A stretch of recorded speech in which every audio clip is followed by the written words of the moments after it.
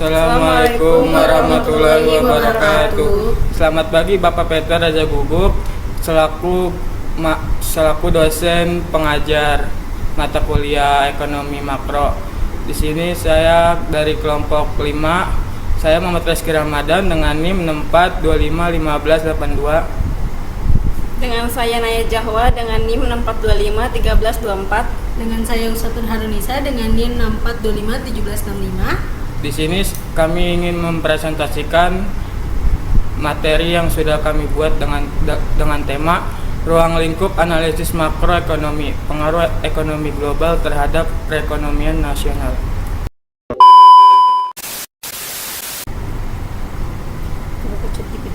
Pengertian dan latar belakang.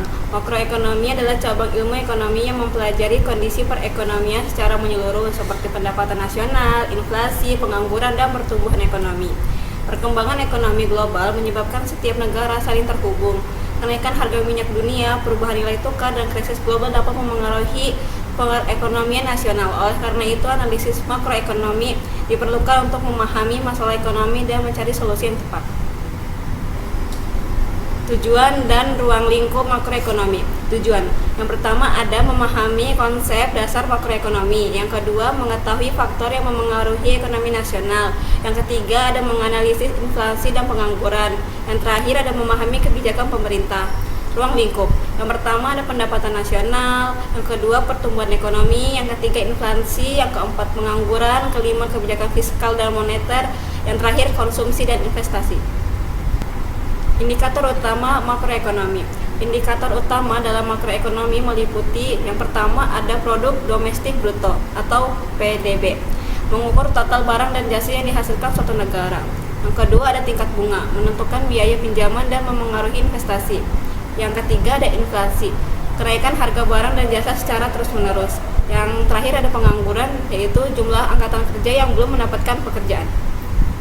Inflasi dan dampaknya. Inflasi adalah kenaikan harga barang dan jasa secara umum dan terus-menerus dalam jangka waktu tertentu.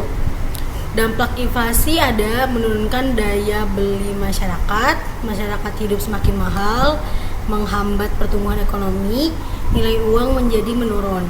Jenis inflasi ada demand pull inflation, cost push inflation, hyperinflation. Pengangguran dan dampaknya. Pengangguran terjadi ketika seseorang yang termasuk angkatan kerja belum mendapatkan pekerjaan.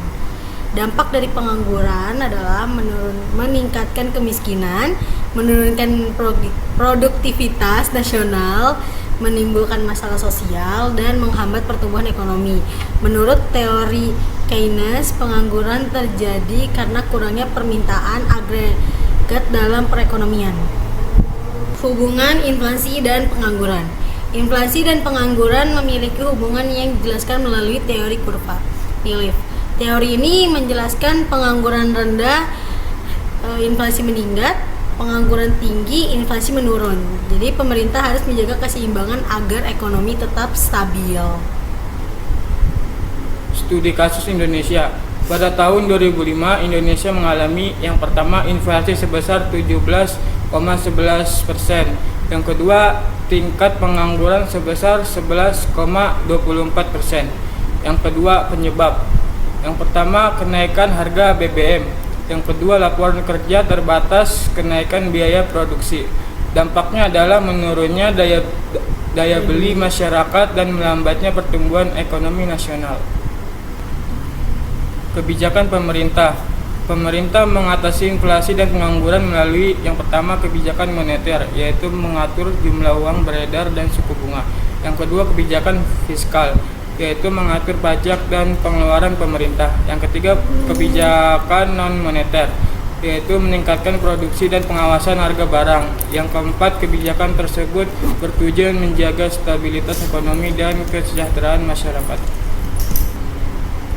Yang terakhir ada kesimpulan dan penutup, yaitu makroekonomi mempelajari kondisi ekonomi secara menyeluruh dan sangat penting dalam menjaga stabilitas negara. Inflasi dan pengangguran merupakan masalah utama yang mempengaruhi pertumbuhan ekonomi dan kesejahteraan masyarakat.